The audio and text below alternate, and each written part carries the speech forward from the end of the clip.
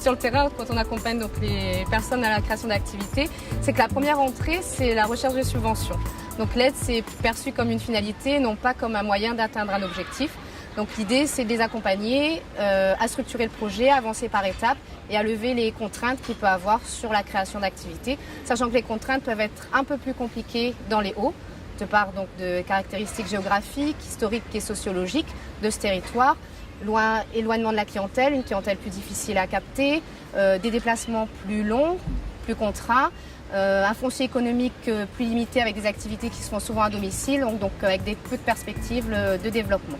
Face à tous ces freins, la solution, ça serait de faire autrement, d'innover, de mutualiser les moyens, de s'ouvrir aux autres, d'échanger beaucoup sur ces réseaux, en connaissant et en connectant avec d'autres chefs d'entreprise, en partageant les expériences. C'est par ces échanges que le projet peut s'enrichir, qu'on peut peut-être s'entraider, développer des collaborations, développer de la solidarité.